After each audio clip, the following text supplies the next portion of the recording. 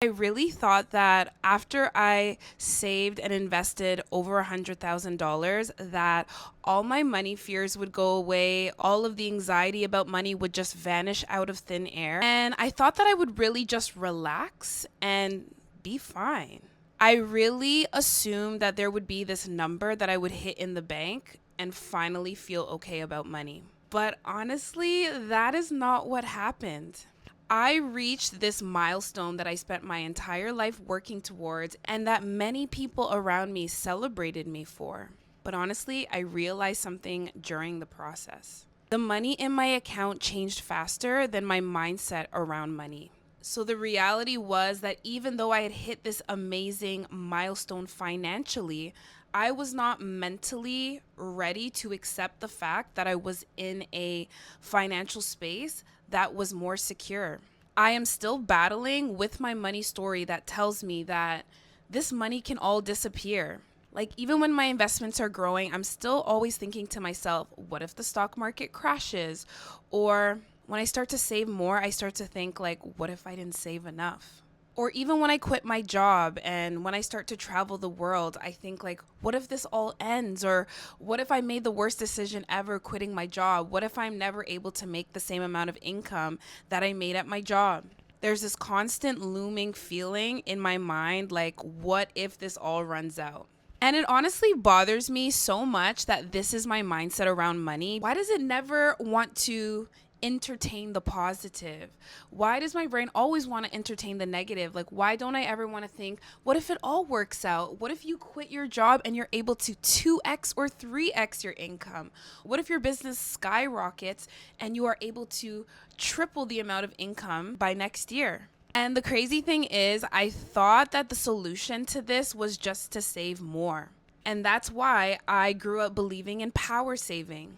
I avoided lifestyle inflation. I was literally buckling down, literally cut out doing my nails, stopped doing my hair. Like, I was locking in because I believed that this was the way that I was going to finally alleviate my money anxiety. But I really just realized that there is no amount of money in the bank that can fix your money story. This money story is ingrained within me, and it's something that I adopted or learned when I was in my childhood. And many of us have these money stories, you included. Like, start to think about what you believed in your childhood. What were your parents constantly repeating about money? What did you notice or observe, even indirectly, through the dynamics in your household? Was there this constant feeling of there isn't enough, or, you have to continuously go to work, otherwise you're going to starve, or this feeling of it could all disappear? Something that is very common in low income households is this feeling that there is never enough. You need to hold on to every single dollar. And essentially, it's like this scarcity mindset that I am still, even after saving over $100,000, not able to rid myself of. And while I can give myself credit for, I've broken free from the idea that I have to stay at one job for the rest of my life. That's something that I grew up on. I was brave enough to quit my very stable, high paying 9 to 5 job, one of the first generations to invest as intensely as I am in the stock market without guidance, based on my own knowledge as a do it yourself investor. So, kudos to that. However, there is still a lot of work to be done in rewriting my money story in order to essentially alleviate myself from this constant anxiety that it could all disappear tomorrow. And I'm not going to lie, I am one of those people that are a money hoarder. Like, I am realizing this about myself, that I constantly like to hoard money. I am a person that will wake up every single day and open up their, brokerage account and just check that the money is still in there.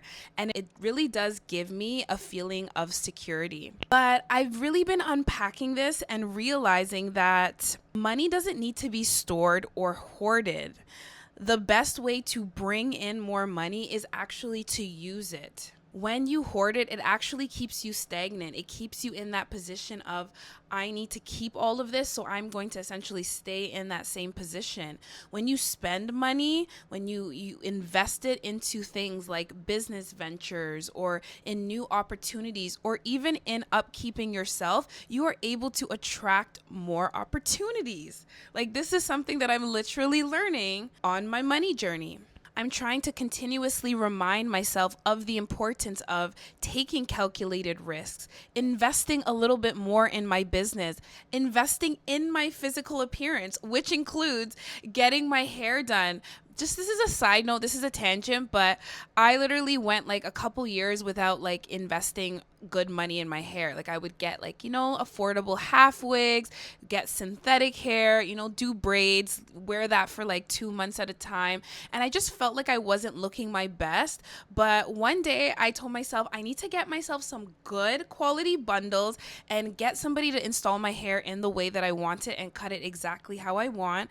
And I ended up spending like $900 to do my hair, but honestly, it was the best investment. The woman that did my hair, she aced it. I felt like I was walking around with a new level of confidence, and as a result, I feel like I am in a better place to be more attractive when it comes to money. I feel more confident to talk to people. I feel more confident to network and to sell the services that I offer.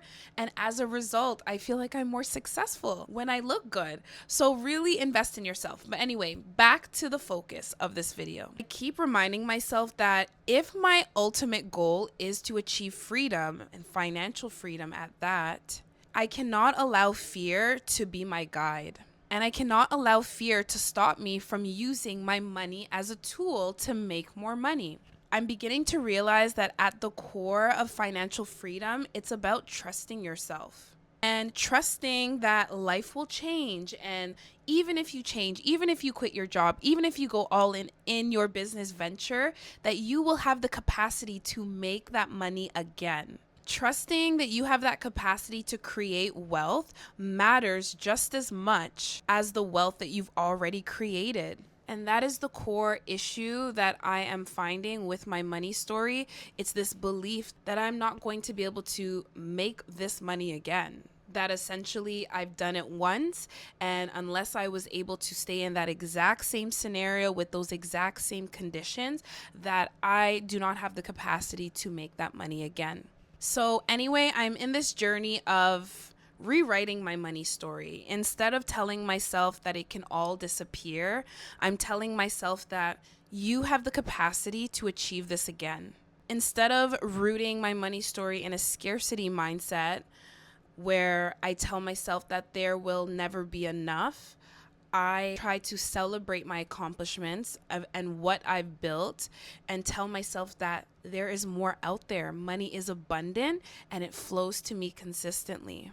Instead of constantly looking outside of myself for the solutions for how I'm going to be financially successful and to be financially free, I am learning to trust myself as my own backup plan and to trust in God and trust in the universe. Whatever you believe, but for me, trusting in God, that God has got me. He's had me in the past and he will continue to have me in the future, irregardless of the decisions I make.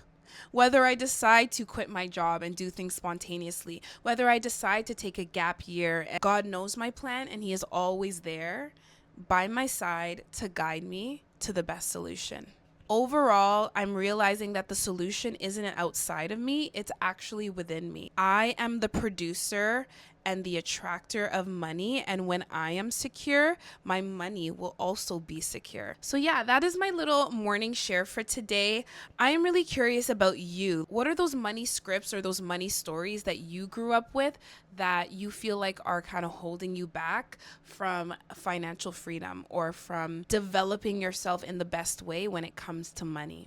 I would love to hear it down below. Please leave a comment down below. Let me know what you think about this video, if anything resonates with you, or let me know what your money story is. And if you enjoyed the story about money stories and about money anxiety, and if you are also on your journey to financial freedom, please click subscribe to tune in to the next video. Thank you so much for watching, y'all. Peace.